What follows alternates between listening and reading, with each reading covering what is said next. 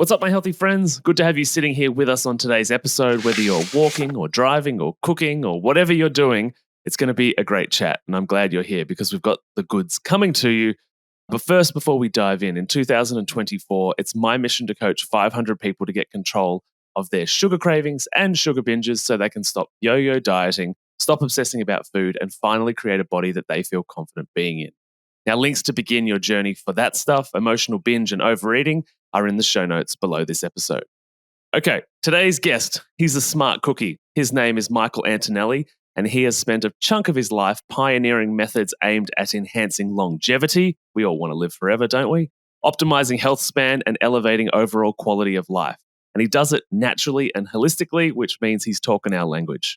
MICHAEL utilizes his past experiences that integrate a range of therapies and services that include hormone optimization, nutritional supplements, and the relatively new area of popularity known as peptides. What's a peptide and what do they do? Well, we'll find out in this episode. MICHAEL was previously a Chief Innovation Officer and Executive Director, and also the Head of Business Development for a few companies within the healthcare industry before founding his own company called Healthgevity. And the man himself is right here. MICHAEL, what's going on? Matty, what a pleasure and honor to be part of this today. Thank you for the invite. Super excited to have some time to impact your community a little bit. Yeah, me too. I'm excited to bring you into the fold. I've listened to you on a bunch of different episodes, and you've been on a few podcasts of friends of mine, and you're always dropping great knowledge, and so it's good to get you here. So maybe a good place to start is what is wrong with the modern supplement industry that led you to feeling compelled to start your own company? It's a great question to kick off together. And I get asked this a lot, the why behind starting Healthgevity. And I think like so many of us during COVID, had a lot of extra time to pray, meditate, just think about where we want to go. Are we happy what we're doing? But also, why are so many people who look relatively healthy getting sick and handling COVID differently? And that's where I said, well, if I was really part of disruptive natural companies, we would be helping a lot more people right now. What's the problem? And I said, well, why aren't more companies innovating in light of this? Instead, a lot of these professional healthcare brands are focusing on Amazon Prime and building that out rather than setting back and saying, how do we equip the listeners and the doctors and the healthcare community to take better control of their health naturally? So when I started digging into the research, aligning with emerging research from like David Sinclair and his book, Tony Robbins came out with a book, started thinking about, well, wow, what are these hallmarks of aging? How do we harness this at a greater way? The role of the microbiome, right? All of these checkoffs that a lot of your other episodes have hit on, and saw ingredients, saw things like natural peptides that many companies were ignoring. And I said, I can, continue in my current job, collect the paycheck, and have a really good living, a little bit of a crazy work-life balance, but be in a good place. Or I can step up and disrupt what's happening, create formulas that no one's been willing to do thus far, and equip doctors that are committed to make a change and give them formulas that are designed to provide maximum impact when needed. And that was really the birth of Healthgevity, was identifying, healthy aging or health span optimization with longevity. And it was this whole lifespan versus health span. And it wasn't about living to 150. It was about how do we maximize every opportunity we have the blessing of waking up and being alive and taking control of our health, being less reliant on pharmaceutical drugs and being more reliant on exercise, healthy eating, and what they are, supplements. And that was really the birth of Healthgevity. And very quickly, we saw what we had. We had doctors calling us. We don't advertise. We don't market. Doctors were saying, my colleague just told me about formulas that are making a huge difference quickly in their protocols and their patients. We need to talk. And I can go deeper into the story, but I'll pause here and see if that's a good checkpoint at this point. Yeah, amazing. I'm curious. You said in there that that doing formulations that people were not willing to do. Why were people not willing to do it? Is that just because the formulations that are on the market were profitable enough, or that the formulations that people really need are too expensive to produce, and so there's a small profit margin? Or am I just being economically cynical? It's really all the above, right? We're very nimble. We're working on tight profit margins, because we're leading with the therapeutic outcome. So when we think about, you know, metabolic optimization and the emerging literature to reflect that, right? And then when we identify ingredients that are making a major difference, what are the right dosing? So we're not formulating based on profitability, we're formulating based on outcome. And that's very different how some of these companies operate. And I've worked for some of the largest ones. And so there's a lot of cooks in the kitchen, there's a lot of overhead. They are not built to formulate incredible stacks like that. If you're looking for some generic standalone ingredients, there's a lot of companies good at that. That's not what we specialize in. But if you're looking to see if I wanted to take a handful of really unique ingredients together, what's Healthgevity doing, right? Obviously, whatever we're bringing to market is reflective of emerging ingredients, emerging technologies, dose right, coming together.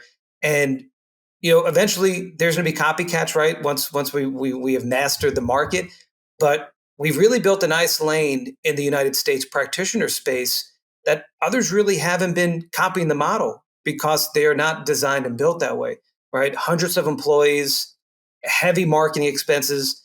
They're working on set margins, set formulas that we come in and disrupt that and say, we're going to make that twice as potent. We're going to bring in this emerging ingredient, layered in with some, ingredients that doctors already have a lot of confidence in and already using. And if anyone has a chance of looking at any of our formulas, you'll see that reflective in our approach in formulation. The image that popped up in my head as you were talking then is that you're like the Walter White of the supplement industry from Breaking Bad. Somebody had to do it, and there's some. Listen, there's incredible companies on the consumer side. The practitioner side was a little stale, and I've worked with some of these practitioners for almost 2 decades, and they needed some re-energizing, especially coming out of COVID. They wanted formulas that were really designed for them to have fun with, right? And we're working with doctors that are doing advanced diagnostics, and looking under the hood in a way that many aren't. So we need to provide the outcome because blood chemistry doesn't lie. And so we're held to a different standard. And I think that shows with the formulation success that we've been having thus far. I'm curious to know, because you sort of talked about the fact that you're sort of, from a business perspective, oriented in a little bit of a different way, outcome focused.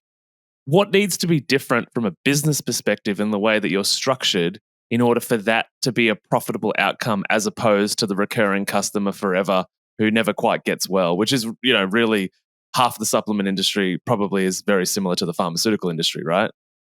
Yeah, I think it just says, instead of having 100 sales reps knocking on doors all day, we're putting that into the formulas. We're really leveraging e-commerce, different technologies virtually to work smarter, not harder, right? So we do a lot of practitioner webinars, we do podcasts, Mhm. a little bit of social media, but we put all the money in the formulas. Yeah. And that's kind of been the secret sauce, the formula at this point. I don't know if it will change over time, but at this point, this has been where we're at, where we're going, right? I mean, at this next phase of growth, we're now leveraging emerging technologies that are not even out yet and bringing these to market now that we have a blueprint that has worked in the practitioner channel. Yeah. The question that is sort of maybe on everybody's burning desire to know list, which is that when we talk to nutritionists, naturopaths, and doctors as well, there's this conversation around supplements, and especially in the natural health or holistic space, a lot of people say, well, you should be able to get this stuff from food. And so I'm wondering, what's your perspective on that idea? And two, how many supplements are a waste of money? Because you hear it all the time. That's just expensive urine, you know? And so, and there is a lot of people take supplements, go to the toilet, it's fluorescent yellow. Did I absorb any of it? I have no idea. And so there's this sort of vagueness for some people that supplements are a waste of money. And you've got people that feel differently about it in the space. So I'm just curious where you sit on that idea. Another great question. Right? You're coming strong here early on here, Matty. Thank you for that. And this also goes into our formulation path, right? The ease of access to these key nutrients we're utilizing. Are these readily found at the right levels in food? It's a whole other show if we could start talking about the food quality in the soil and the activity of the phytonutrients occurring in many fruits and vegetables, right? I think that's a whole other show packed. Yeah. Then a whole other show could be just the role of the microbiome and are we equipped? Are we in the right health status to actually break down and utilize That's a whole other bundle. And it's not to say that you could become or stay a couch potato and just pop vitamins all day. Everything's in moderation, everything's in balance. If you're not exercising and making the right food choices, then our formulas are not going to move the needle the way they're intended to. It's that simple. And I don't know if that's answering the question the way you wanted it, but these are what we lead with, right? So you got to move right, you got to sleep right, you got to think right. And all this comes under this big pyramid. Supplements play an important role. It's not the only role. And what we see is that people that are on supplements versus not tend to achieve their health goals more efficiently and last longer. Many of our formulas are also not designed to be the new multivitamin in your life. They're there to drop the hammer, create quick, efficient change, and then reassess how you're feeling. Perhaps you have new health goals. Perhaps the blood chemistry is now optimal versus out of range. So, I go month to month, quarter to quarter, and it's an evolution. The idea with a lot of our formulas is that they are meant to be pulsed over the course of a year. So you're hitting on multiple pathways, harnessing various points of the hallmarks of aging, kind of revitalizing, regenerating, and putting our bodies in a better position to thrive naturally. And for some, that's just achieving some additional energy and motivation to start moving, to start leaving the couch, walking, or going to the gym, whatever exercise is to you as the listener. Sometimes that's the switch. Is helping lift the fog, lift the fatigue, and create change in a positive direction. You said the word regenerate in there. And what that made me think of in the context of what you were just sharing is that one of the reasons that I'm a really big advocate, and whenever I can, I get people on the podcast that talk about regenerative farming, because I think one of the, like you said, the soil, the microbiome, there's so many factors in the ecosystem that we live within that influence our ability to not get enough from nutrition or to not be able to break down the pesticides and herbicides that exist on that healthy nutrition. And so the idea that regenerative farming is sort of hopefully being ushered in a big way at the moment by influencers and podcasters and farmers that are willing to take the risk, I think is a really important role or a step that we need to take as a society to get back to food doing a lot of the work. But I also think about in this natural conversation, it's really easy to romanticize the past and say we were so healthy back then.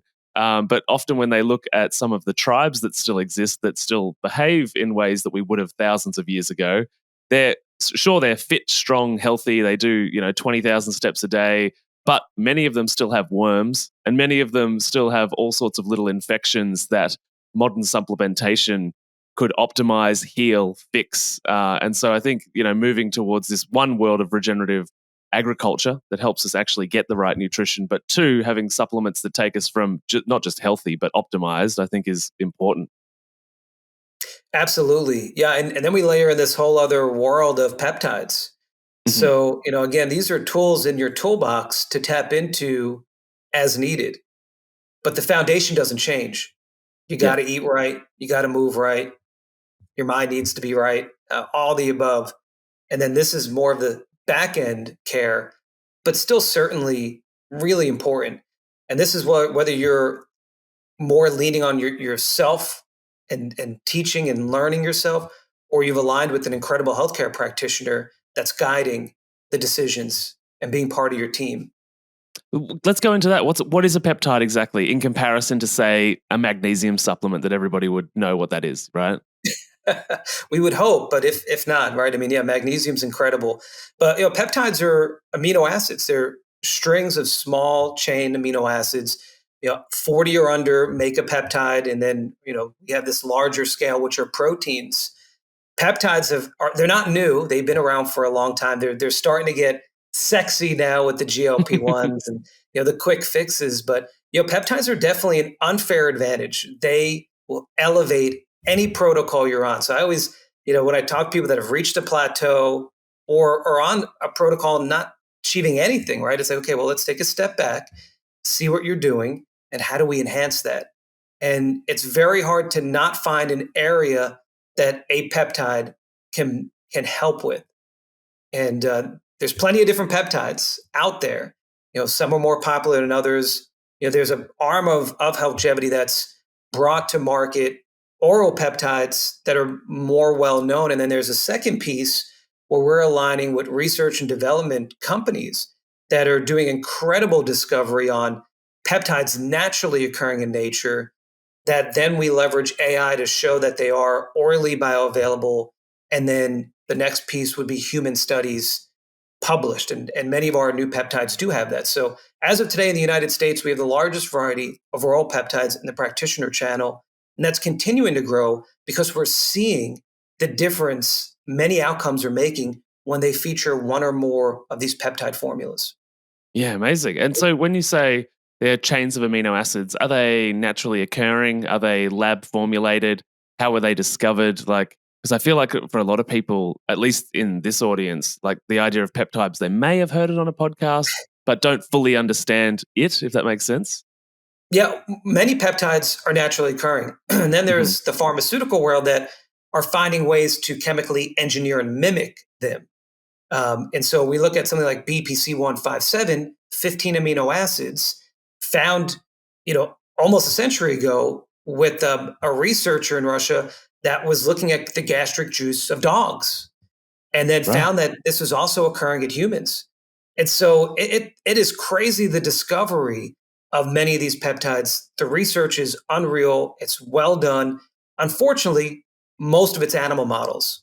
And so you have a lot of biohackers and N of ones that have been utilizing various peptides with great success.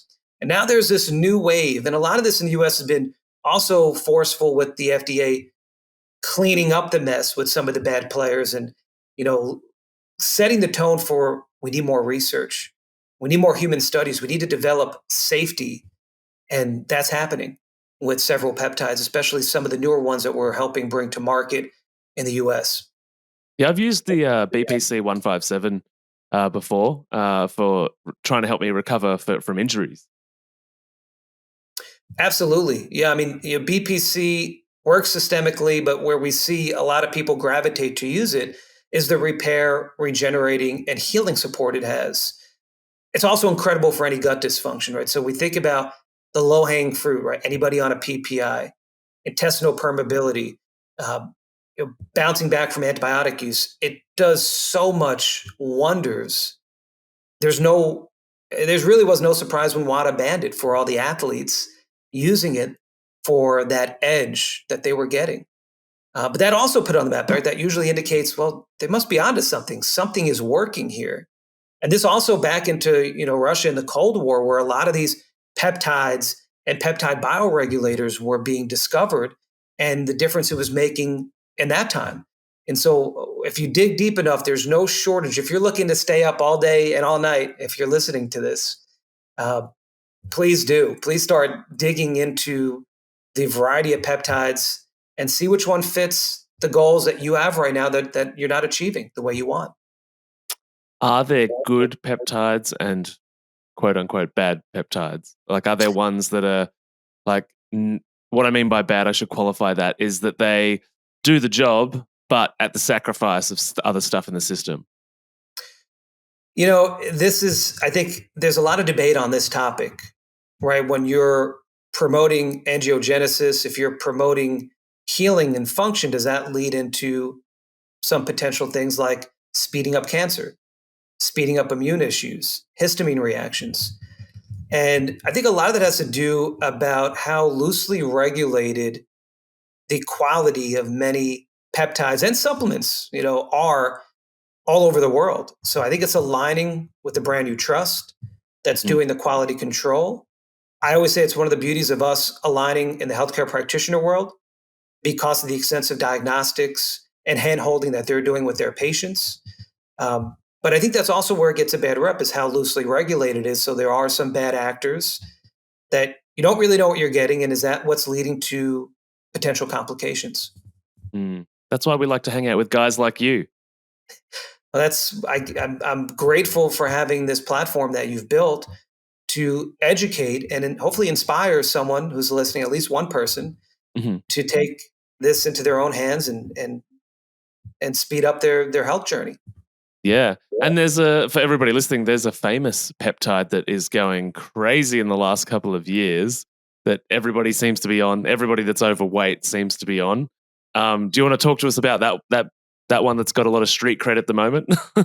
Yeah, I was going to say, even if you're not overweight, you still have a lot of celebrities turning to it to keep their physique. But the GLP ones, semaglutide has been the craze.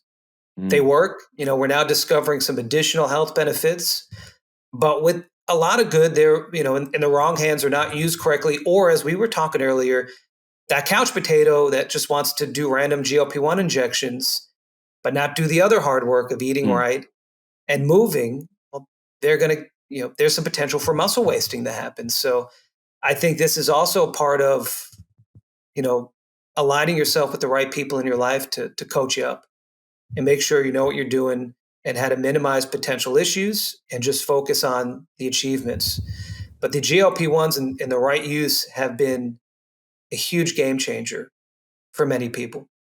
Yeah, and for anybody listening that's like, "What's a GLP-1?" We're talking about Ozempic, is the one that's going crazy at the minute. I feel like as well, we're in that era with Ozempic, or the GLP-1s of kind of like the fad diets go through, which is that all the benefits and all the media, and then a couple of years down the track, it'll be all the consequences and all the things we didn't know, and heaps of people, got onto it because their doctor, it was all of a sudden available for their doctor to market to everybody.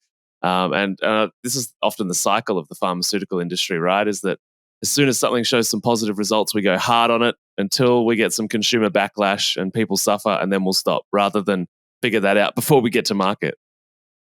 Absolutely. Yeah. I mean, you got the pharma influence. You got people looking to make a quick buck, even on the practitioner side, right? That they go to Yeah. an evening course or a weekend course, and they coin themselves as weight loss experts, right? I mean, so again, it's digging deep at who your supportive team is, looking at their credentials, and making sure that you align with them, and making sure that they are the right people to lead you. Uh, but I think there's no doubt, there's no dispute that the Ozempic in the right hands with the right supporting cast and the right supportive metrics can be very helpful. Hmm. Yeah. So I'm curious because longevity obviously is a big part of your brand since you're called Healthgevity. Um, I'm curious regarding that motivation. Like, why is longevity important? Why is aging important? Apart from the obvious factors that a lot of people die and we all want to live forever. But like, why is that important to you and Healthgevity as a business?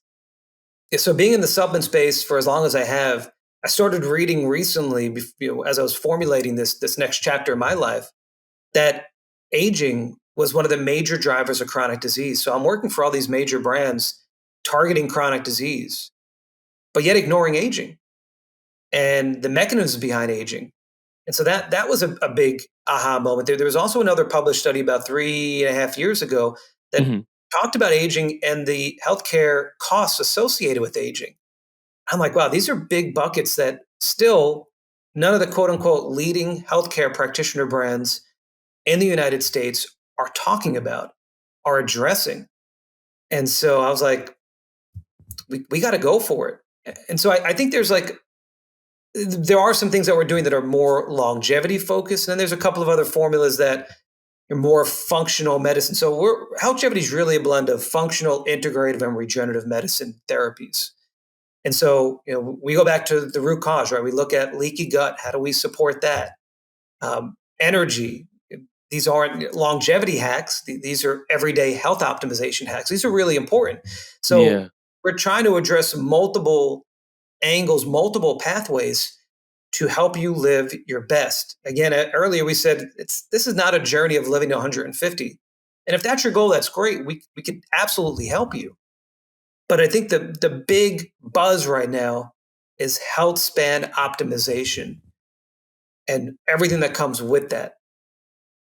And that's where we want to make the biggest impact at this point. Yeah. And so by health span, you mean quality of life or livable years of life rather than, getting to 50 or 60, getting your diagnosis and sitting in a chair and slowly digging your own grave. Who wants to spend their last 25, 30% of their life in a wheelchair? Yeah.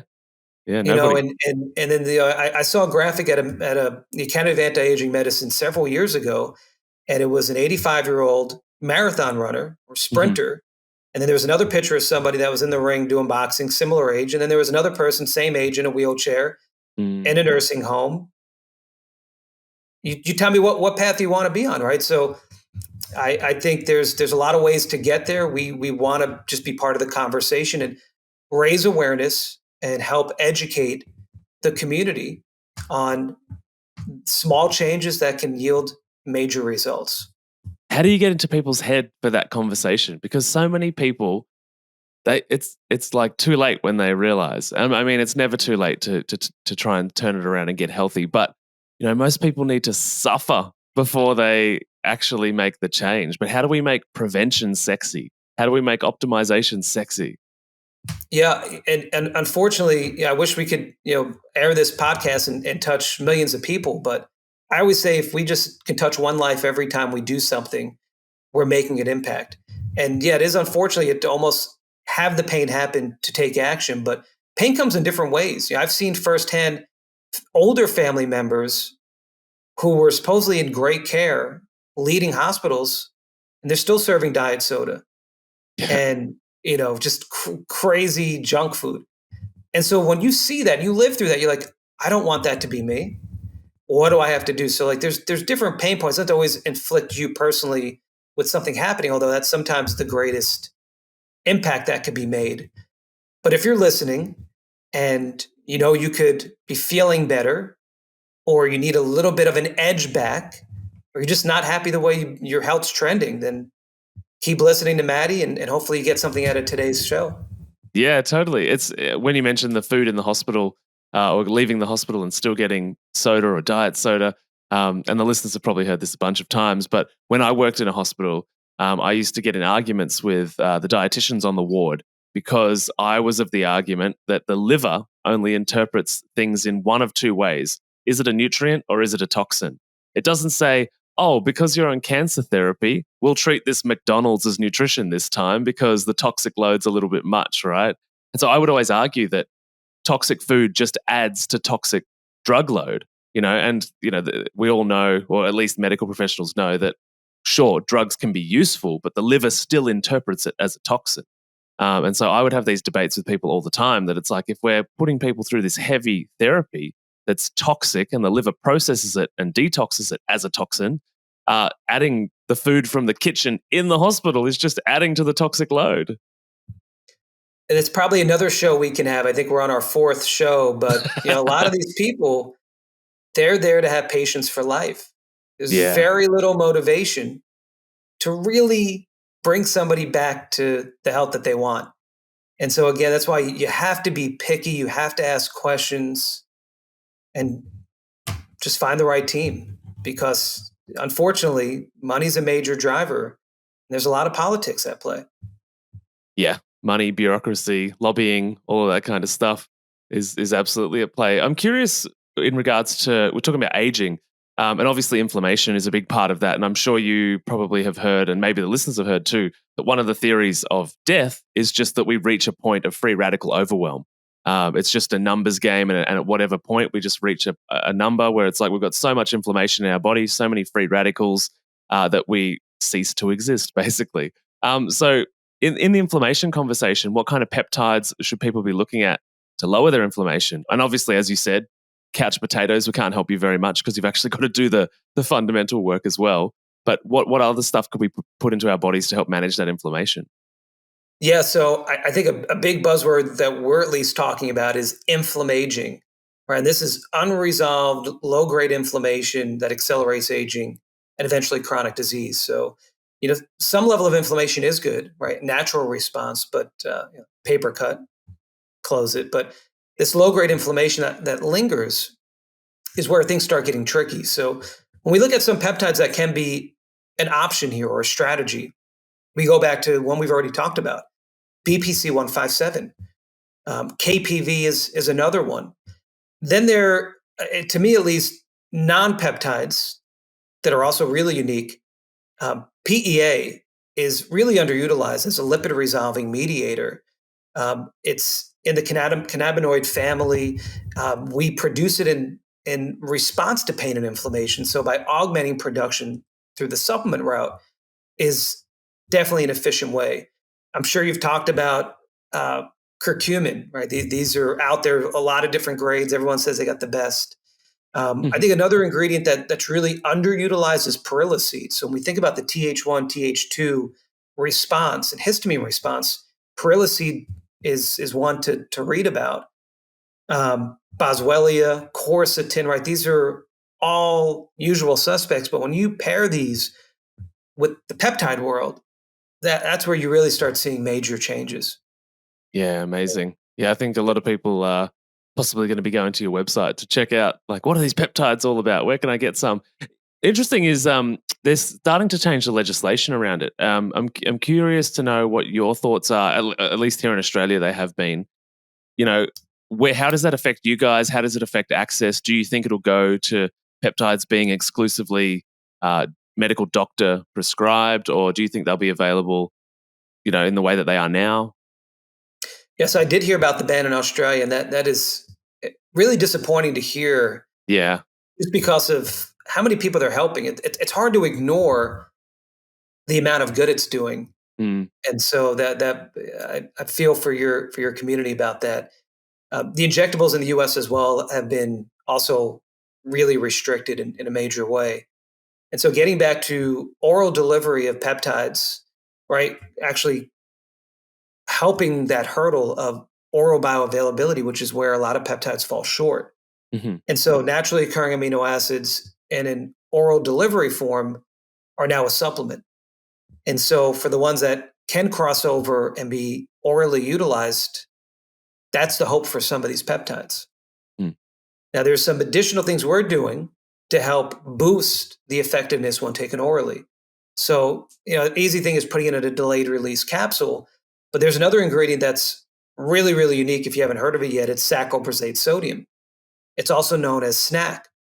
Now, I started reading and hearing about this and made aware this even existed back in 2016. And we were the first company to pair BPC with the saccharosate sodium in a low dose to help create this buffer for pH change. And Mhm. we've now done it and added this technology to other formulations. And so I think as things are happening and injectables are getting more restricted, when we identify peptides that can be delivered orally, there's going to be more happening to enhance and build on the success when delivered orally. And so we're the first, but I'm sure others will be jumping in the deep end with us in the near future.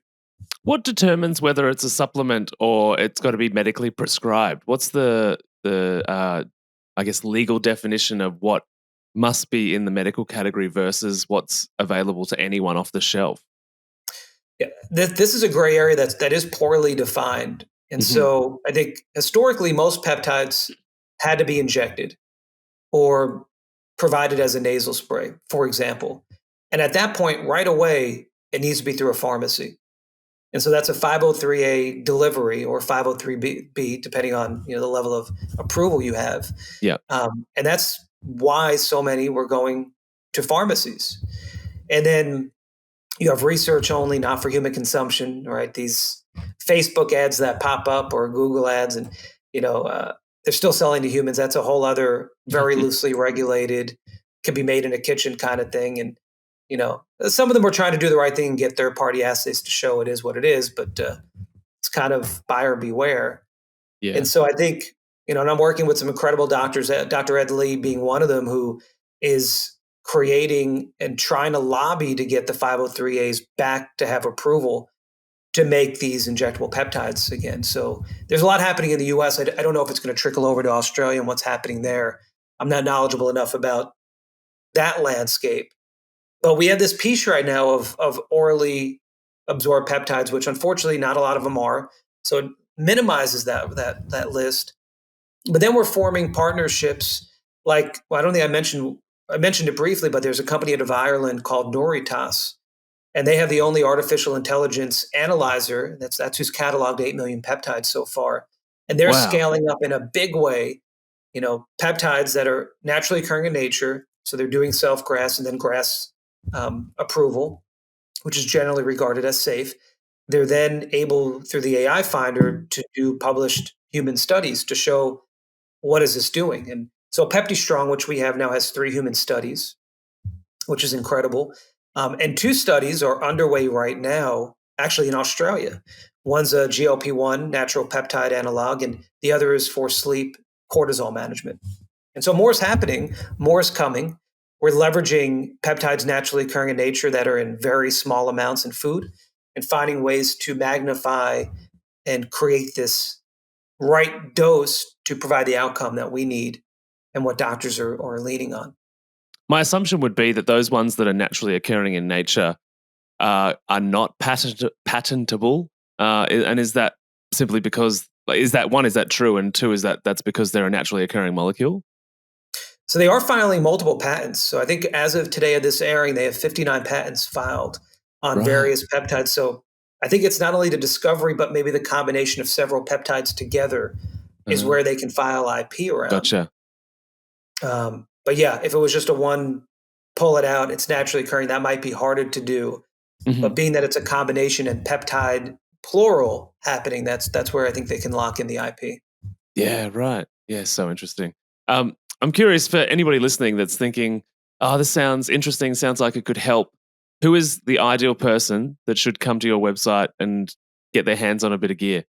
Oh, where do we start? So if you're listening and you're just sick and tired of being sick and tired, come to us. All right. I mean, we could talk all day about, we haven't even touched on paraxanthine yet. So if you're listening and you're a slower, fast caffeine metabolizer, or you genetically don't handle caffeine, you're chugging energy drinks and coffee all day, but you're still tired, still crashing in the afternoon, still have brain fog, come see us. If you are not happy with your body composition, check out Ignite. We got an incredible complex that are hitting on all the underlying causes of the metabolic dysfunction. Cardio NAD, so vascular aging and NAD decline, incredible formulation. That's one. Leaky gut, we got immunoglobulins, butyrate, probiotics from spores, all in one complex. I mean, I can keep going on, but when we think about who's listening, there's very few populations that we can't help at this point. And so I think it's just aligning with what's most important to you right now. I think what sometimes people get excited, whether they listen to something or they hear it from something, they take on too much. So I'm always about starting for success. So if you're listening, what's the most important issue you want to tackle right now?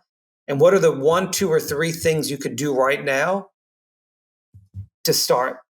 Let's not make it complicated. Let's not, load up with 10 different formulas today and then end up taking none of them.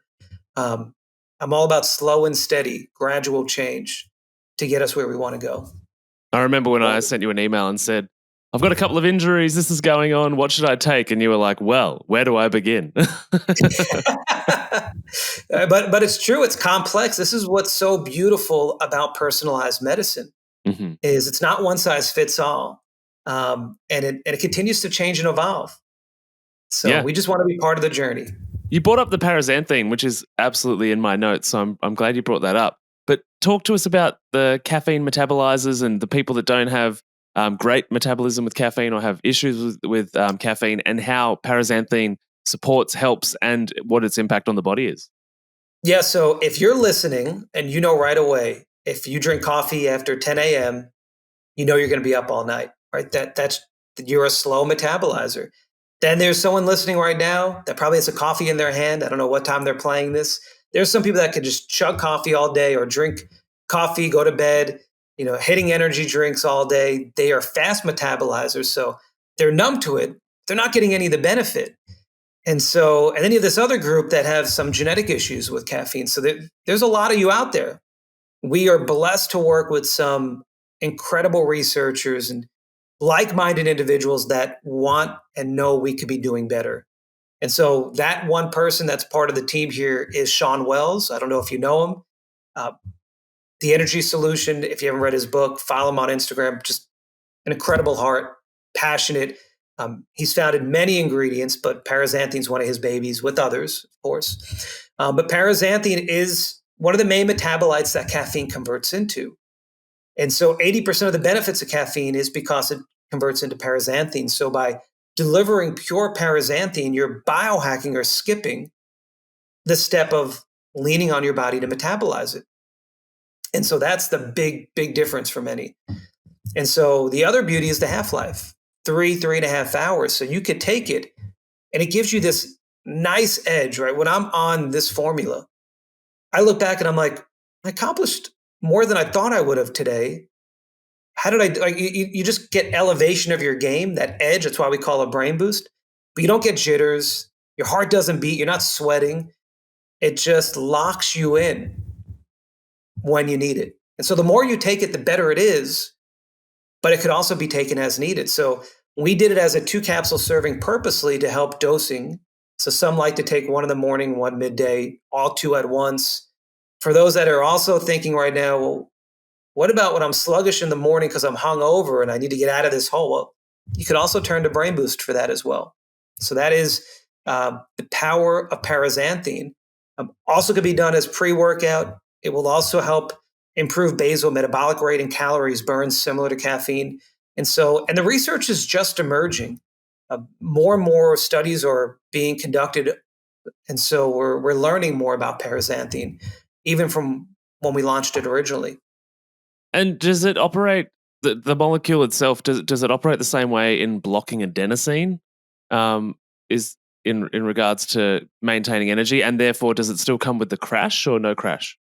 So it modulates, which is the key word. We're not blocking, and there's no crash, right? So similar to the way I see it is almost like hot air balloon, right? It's a slow takeoff and a slow landing. That's what you're getting with this. And I think that's part of the beauty. And so a lot of people don't even realize they have caffeine issues until they actually try something like this. Right. I think we're in Melbourne, so a lot of our audience is here. I mean, we've got a big global audience, but Melbourne is regarded often as the coffee capital of the world. So we've probably got a few people listening that think, oh, I might have to give this a go. Absolutely. I urge you to do it. It's a great formula. We get so many wonderful testimonials, people reaching out about what this has done. Again, we go back to motivation and sparking change. And sometimes this formula for many could be the difference maker because it sparked the mind, sparked the energy to actually start the program. Awesome. Speaking of starting the program, that's a good segue into where can people find you on the internet, social media? How can they get onto your site? How can they check out your formulas and buy some stuff? So the website is www.healthgev.com, and that's healthgev.com. Our Instagram handle is healthgev, again, healthgev, that's it.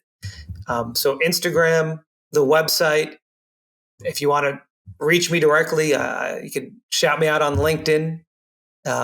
Easy to find, MICHAEL ANTONELLI, Healthgevity. I'll come right up.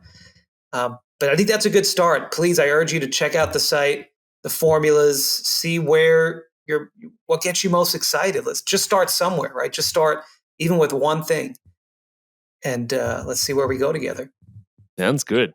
And to finish the show, we've got this final question, which we ask everyone. What is one piece of health information you wish more people knew about?